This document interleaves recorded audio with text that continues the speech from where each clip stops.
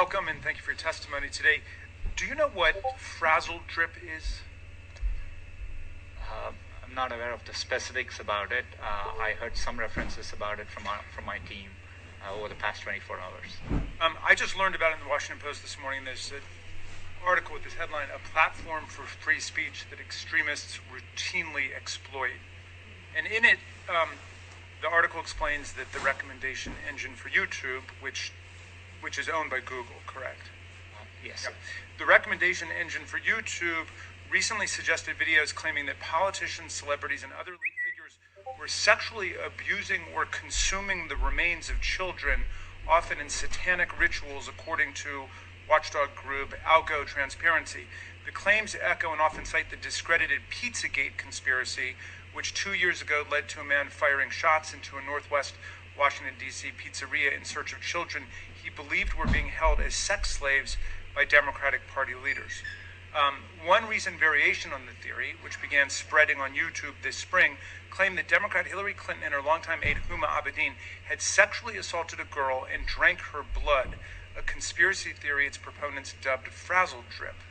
Now, the article goes on to describe how this frazzle drip conspiracy is all over YouTube, and some of the frazzle drip clips purport to show grainy images of Clinton and Abedin committing crimes and speak of invoking the death penalty. One video, which has been viewed 77,000 times and remains online today, has a voiceover that says, "Will these children become the dessert at the conclusion of the meal?" So, and this is just one example that they use of extreme right and paranoid conspiracy groups using YouTube as a place to trade their videos and to promote propaganda. What is your company policy on that, and are you trying to deal with it? We are constantly undertaking effort to deal with misinformation, but we have clearly stated policies, and we have made lots of progress in many of the areas where over the past year. So, for example, in areas like terrorism, child safety, and so on, we are looking to do more. This was a recent thing, but I'm committed to following up on it and making sure we are evaluating these against our policies. But Yeah. It's an area we acknowledge there's more work to be done, and we'll definitely continue doing that. One of the videos discussed included images of a body on a table before restrained children and of Hillary Clinton with a bloodied mouth and fangs, claiming that she and Abedin drank the blood of their victim. That was removed, but then another consisting of an exact copy of the video remained online, or apparently remains online. Is your basic position that this is something you want to try to do something about, but basically there's just an avalanche of such material and there's really nothing that can be done, and it should be buyer beware or consumer beware when you go on YouTube?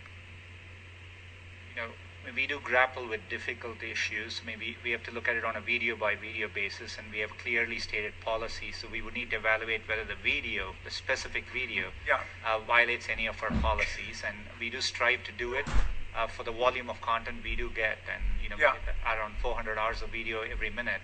But it's our responsibility, I think, to make sure YouTube is a platform for freedom of expression, but it's responsible and contributes positively to society. Some of my colleagues are upset about negative references to Donald Trump, not Hillary Clinton or not Barack Obama.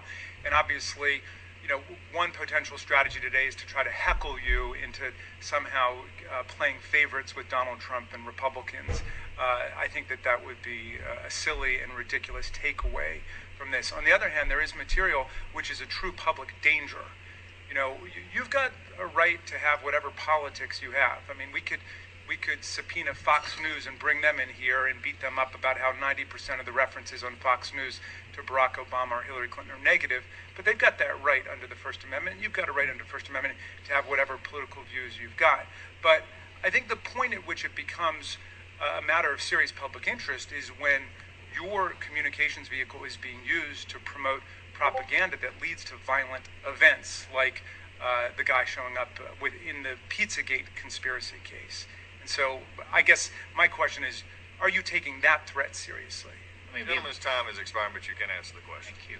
We have very clear policies against hate speech, things which could incite harm or hatred or violence, and that's an area where we are clearly taking a lot of action.